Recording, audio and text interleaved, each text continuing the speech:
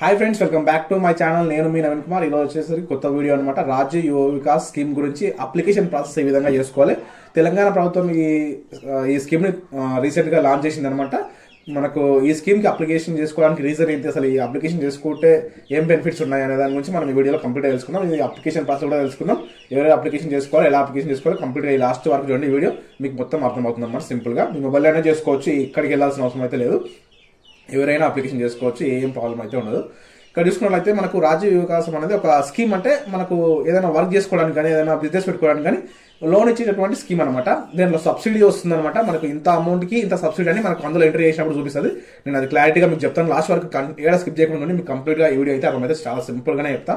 మీరు ఏం పెద్ద టెన్షన్ అవ్వాల్సిన అవసరం లేదు. ఫస్ట్ నేను అప్లికేషన్ చేసుకుంటే స్టెప్ బై స్టెప్గా మీకు అన్ని క్లారిటీ చెప్తాను. మీకు ఏమైనా డౌట్స్ ఉంటే కూడా కింద కామెంట్ రూపంలో అడగండి.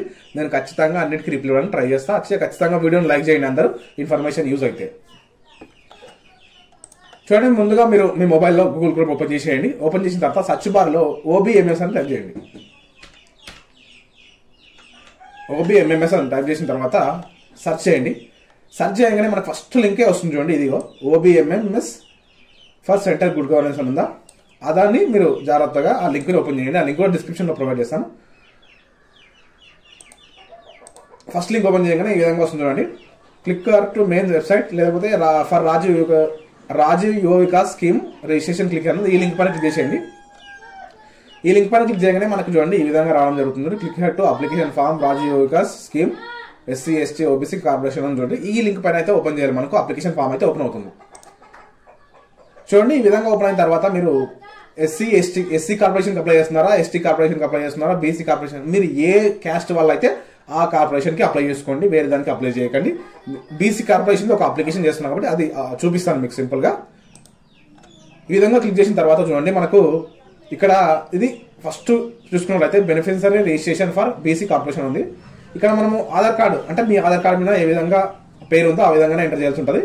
తర్వాత ఇక్కడ ఆధార్ నెంబర్ ఎంటర్ చేయాలి. ఇక్కడ ఆధార్ నెంబర్ ఎంటర్ చేయగానే మనకు ఇక్కడ రేషన్ కార్డు నెంబర్ అయితే రావడం జరుగుతుంది. ఇప్పుడు రీసెంట్ గా ఆధార్ కార్డులో కొంత డిలీట్ చేసుకున్నారు, అంటే రేషన్ కార్డులో డిలీట్ చేసుకున్నారు. కొత్త రేషన్ కార్డు అప్లై చేసుకోవడానికి వాళ్ళు ఏ విధంగా చేసుకోవాలని ఇంకా గవర్నమెంట్ ప్రకారంగానే వాళ్ళే ఇంకేం అప్డేట్ ఇవ్వలేదు. ఆ అప్డేట్ వచ్చిన తర్వాత అది కూడా చెప్పడానికి ట్రై చేస్తాను. నేను ఫస్ట్ ఎంటర్ చేస్తాను డీటెయిల్స్ అయితే.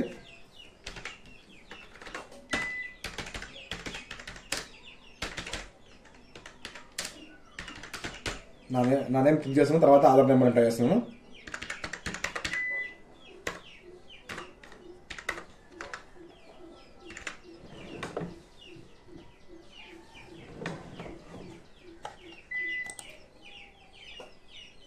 ఆధార్ నెంబర్ ఎంటర్ చేయగానే మా రేషన్ కార్డ్ నెంబర్ అయితే వస్తుంది అనమాట. రేషన్ కార్డ్ నెంబర్ లేని ఏం చేయాలి అనేది ఇంకా గవర్నమెంటే మనకు క్లారిటీ చెప్పలేదు. దాని గురించి మనకు క్లారిటీ ఇచ్చినప్పుడు నేను మళ్ళీ అప్డేట్ చేయడానికి అయితే ట్రై చేస్తాను. ఇండివిజువల్ సెలెక్ట్ చేసుకోండి. తర్వాత మీరు ఆర్థికంగా అంటే ఏముంది, ఆర్థిక సహాయకం అంటే బ్యాంకు ద్వారానే మనకు అమౌంట్ అయితే రావడం జరుగుతుంది. మీరు ఏదైతే బ్యాంక్ సెలెక్ట్ చేసుకుంటారో ఆ బ్యాంక్ అకౌంట్లో మీకు పడతాయి అనమాట. సెక్టర్ వచ్చేసరికి ఇక్కడ చూసుకోండి, జాగ్రత్తగా చూసుకోండి. ఇది చాలా ఇంపార్టెంట్ అనమాట. మీరు ఏ సెక్టార్కి అప్లికేషన్ చేసుకుంటున్నారు, అగ్రికల్చరా, అగ్రోనా, యానిమల్ హస్బెండరీనా, లేకపోతే హార్టికల్చరా, ఇండస్ట్రియల్ సర్వీసా, మైగ్రేషన్ సర్వీసా, ట్రాన్స్పోర్ట్ సెక్టరా. ట్రాన్స్పోర్ట్ సెక్టర్లో చూసుకున్నట్లయితే మనకు ఆటో, కార్, ట్రాక్టర్ అనేది ఉందన్నమాట. మీరు ఏ దానికి అప్లై చేసుకున్నామంటే అది అప్లై చేసుకోండి. నేనైతే ఒకటి ఎగ్జాంపుల్కి అయితే చూపిస్తున్నాను. ఈ విధంగా స్కీమ్ సెలెక్ట్ చేయగానే మనకి ఇక్కడ వస్తుంది చూడండి, మినిమం కాస్ట్ యూనిట్, అంటే మనకు మినిమం ఎంత అమౌంట్ రావచ్చు, గరిష్టంగా ఎంత అమౌంట్ వాళ్ళు ఇస్తారు. 2 లక్షల నుంచి 4 లక్షల వరకు ఎంతైనా మనకు అమౌంట్ అయితే రావచ్చు గవర్నమెంట్ నుంచి. అది మనకైతే ఇక్కడ మెన్షన్ చేసి ఉంది ఈ పేజీలో. తర్వాత నెక్స్ట్ గో అని క్లిక్ చేయండి. మీరు గో అని క్లిక్ చేస్తే మనకు నెక్స్ట్ పేజ్కి తీసుకెళ్తుంది. చూడండి, నెక్స్ట్ పేజ్కి వెళ్ళిన తర్వాత మీరు ఇక్కడ చూసుకున్నట్లయితే మనకు లోన్ సంబంధించిన డీటెయిల్స్ వస్తాయి అనమాట. లొకేషన్, మీ అడ్రస్ కానీ మీరు సెలెక్ట్ చేసుకున్న సెక్టార్ గురించి అన్ని క్లారిటీగా ఇక్కడ కనిపిస్తుంది చూడండి. డిస్ట్రిక్ట్ సెలెక్ట్ చేసుకోండి. ఫస్ట్ మీ డిస్ట్రిక్ట్ అయితే సెలెక్ట్ చేసుకోండి. తర్వాత మీ మండలం సెలెక్ట్ చేసుకోండి. తర్వాత మీరు పంచాయతీ, మీ గ్రామ పంచాయతీ ఏదో సెలెక్ట్ చేసుకోండి. తర్వాత మీ విలేజ్ సెలెక్ట్ చేసుకోండి. హ్యాబిటేషన్, నివాసం అనేది మనకు ఒక గ్రామం కింద చిన్న చిన్న తండాలు అవి ఉంటాయి కదా, వాటికి హ్యాబిటేషన్ అని వస్తుంది. మనకు మెయిన్ విలేజ్ అయితే ఏం రాదు, ఏం సెలెక్ట్ చేసుకునే అవసరం అయితే లేదు. తర్వాత ఇంతకుముందు మన సెక్టార్ గురించి సెలెక్ట్ చేసుకున్నాం కదా, దానికి సంబంధించిన ఇన్ఫర్మేషన్ కింద వచ్చిందనమాట. మనం ఇక్కడ అమౌంట్ ఎంటర్ చేస్తే మనకు సబ్సిడీకి ఎంత వస్తుంది అనేది మనకు ఇవ్వడం జరుగుతుంది అనమాట. యూనిట్ కాస్ట్ 4 lakhs అయితే ఎంటర్ చేయండి. యూనిట్ కాస్ట్ని మీరు ఫస్ట్ ఇక్కడ చూసుకున్నట్లయితే మనకు యూనిట్ కాస్ట్ విలువ వచ్చేసరికి మనం హైయెస్ట్ 4 lakhs కాబట్టి మీరు 4 lakhs అయితే ఎంటర్ చేసేయండి. మీరు చేసే బిజినెస్ బట్టి మీరు ఎంత తీసుకోవాలనుకుంటారో అంత ఎంటర్ చేసేయండి.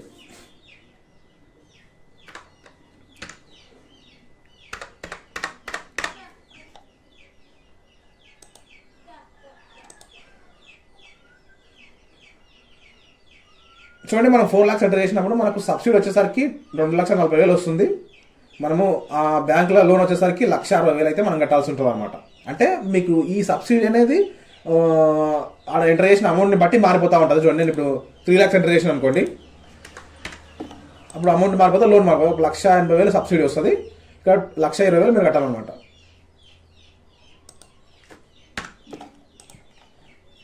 ఈ విధంగా ఇట్లా ఎంటర్ చేసిన తర్వాత మీరు బ్యాంక్ అనేది సెలెక్ట్ చేసుకోండి. మీకు దగ్గరగా ఏ బ్యాంక్ అయితే ఉంటుందో ఆ బ్యాంకు, మన మండలంలో ఉన్నటువంటి బ్యాంక్ని ఇక్కడ మాక్సిమం చూపించడానికి ట్రై చేస్తారు. మీ మండలంలో ఉన్న బ్యాంకే వస్తుంది. మీకు అందులో బ్యాంక్ అకౌంట్ ఉండాలి కాబట్టి మీకు బ్యాంక్ అకౌంట్ ఉన్న బ్యాంక్నే సెలెక్ట్ చేసుకోండి. నేను స్టేట్ బ్యాంక్ సెలెక్ట్ చేసుకుంటున్నాను. తర్వాత ఇక్కడ బ్రాంచ్ కూడా చూపిస్తుంది, బ్రాంచ్ సెలెక్ట్ చేసుకోండి. ఎందుకంటే మీకు దగ్గరలో ఉన్న బ్యాంక్ కదా, మీకు ఖచ్చితంగా తెలిసే ఉంటుంది. అన్ని మీ పాన్ నెంబర్ ఉంటే ఇవ్వండి, లేకపోతే లేదు. ఇక్కడ చూడండి, అప్లికేషన్ డీటెయిల్స్ అని వచ్చినాయి చూడండి. ఇక్కడ మీకు మన నేమ్ వస్తుంది, తర్వాత మన ఆధార్ నెంబర్ వస్తుంది, మన రేషన్ కార్డ్ నెంబర్ కూడా వస్తుంది. ఇక్కడ మన ఫాదర్ నేమ్ అయితే ఎంటర్ చేసి ఉంటుంది. ఇక్కడ చూడండి, మీరు ఫిజికల్లీ హ్యాండిక్యాప్డ్ అయితే ఎస్ పెట్టండి. ఎస్ పెడితే ఇక్కడ మనకు అడుగుతుంది అనమాట. సదరన్ సర్టిఫికేట్ నెంబర్ అవుతుంది, మీకు డిజబిలిటీ ఏది ఉందో అది అడుగుతుంది అనమాట. మీరు హ్యాండిక్యాప్డ్ కాకపోతే నో అని పెట్టేసేయండి, ఏం ప్రాబ్లం లేదు. మేల్ అయితే మేల్, ఫీమేల్ అయితే ఫీమేల్ లింగం సెలెక్ట్ చేసుకోండి. తర్వాత మీరు అర్బనా రూరల్ అనేది ఏదైతే సెలెక్ట్ చేసుకోండి. తర్వాత మీ క్యాస్ట్ ఏదో సెలెక్ట్ చేసుకోండి అనమాట. క్యాస్ట్ అవుతుంది. మీరు ఫస్ట్ మనం బేసిక్ కార్పొరేషన్ అప్లై చేస్తున్నాం, బేసిక్ క్యాస్ట్ సంబంధించిన సర్టిఫికేట్ నెంబర్ కూడా అవసరం అవుతుంది అనమాట. మనము మన క్యాస్ట్ నెంబర్ ఎంటర్ చేయగానే మనకు మన క్యాస్ట్ పైన ఉన్నటువంటి మన నేము, తర్వాత మనకు సబ్ క్యాస్ట్ ఏది, ఇవన్నీ రావడం జరుగుతుంది. తర్వాత చూసుకున్నట్లయితే మీరు ఇక్కడ క్వాలిఫికేషన్ చూసుకోండి. చూడండి, ఇక్కడ చూసుకున్నట్లయితే మీరు ఎంతవరకు చదువుకున్నారు, ఎస్ఎస్సీనా, ఎస్ఎస్సీ పాసా, టెక్నికా, అదే ఐటీఐ, లేకపోతే ఇంటర్మీడియట్ పాసా, ఇంటర్మీడియట్ ఫెయిల్, ఆ తర్వాత పీజీనా, 8th పాసా, ఏదైతే సెలెక్ట్ చేసుకోండి. మీరు హైయెస్ట్ క్వాలిఫికేషన్ ఏదైతే ఉంటుందో పాస్ అయితే పాస్ అని పెట్టండి, ఫెయిల్ అయిందంటే ఫెయిల్ అయినా పెట్టండి, ఏం ప్రాబ్లం అయితే ఉండదు. తర్వాత మీరు ఇన్కమ్ సర్టిఫికేట్ నెంబర్ కూడా ఎంటర్ చేయాల్సి ఉంటుంది. మీరు ముందుగానే క్యాస్ట్ ఇన్కమ్ అయితే తీసుకొని పెట్టుకోండి. ఇక్కడ ఇన్కమ్ సర్టిఫికేట్ అయితే ఎంటర్ చేసేయండి. తర్వాత మన డేట్ ఆఫ్ బర్త్, తర్వాత మన ఏజ్, ఇవన్నీ రావడం జరుగుతుంది. ఇక్కడ మన ఫోన్ నెంబర్ కూడా ఎంటర్ చేసేయండి. తర్వాత మీరు ఆల్టర్నేట్ మొబైల్ నెంబర్ మీ దగ్గర ఉంటే ఎంటర్ చేయండి, లేకపోతే లేదు. ఇక్కడ చూసినట్లయితే ఆక్యుపేషన్, మీరు వృత్తి ఏం చేస్తున్నారు చూడండి. ఇక్కడ మీరు వృత్తి ఏం చేస్తున్నారు, మీరు అగ్రికల్చర్ లేబరా, కోమ్లరా, ఇంకా నాన్ అగ్రికల్చర్ ఆధారా, ఏదైతే చదువుకునే వాళ్ళు ఎవరైతే ఉన్నారో, ఇప్పుడు స్టూడెంట్స్కి సంబంధించిన లింక్ లేదు కాబట్టి అదర్స్ అని పెట్టేసేయండి.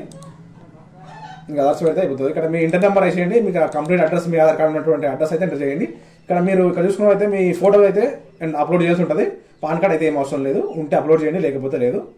ఇక్కడ వచ్చేసరికి కేబీ 50 KB నుండి 500 KB బిలో మధ్యలో ఉండాలి అప్లికేషన్ చేసుకోవాలంటే. కాబట్టి అక్కడ వరకైతే మీరు ఫోటోని క్రాప్ చేసుకొని మీరు రీసైజ్ చేసుకొని అప్లోడ్ చేయండి. తర్వాత మీ ఇక్కడ టిక్ మార్క్ ఉన్నాయి చూడండి, ఈ 2 టిక్ మార్క్స్ సెలెక్ట్ చేసుకొని ప్రివ్యూ పని చేసి మీరు అప్లికేషన్ అయితే సబ్మిట్ చేస్తే మీ అప్లికేషన్ అయితే సింపుల్గా కంప్లీట్ అయిపోతుంది. సింపుల్గా అప్లికేషన్ చేసుకోవచ్చు. ఈ వీడియో ఖచ్చితంగా అందరికీ యూజ్ అయింది అనుకుంటున్నాను. ఖచ్చితంగా యూజ్ అయితే ఖచ్చితంగా వీడియోని లైక్ చేయండి, ఎవరికైనా ఉంటే వాళ్ళకి వీడియోని షేర్ చేసేయండి. నేను మీ నవీన్ కుమార్, సైనింగ్ అవుట్. జై హింద్.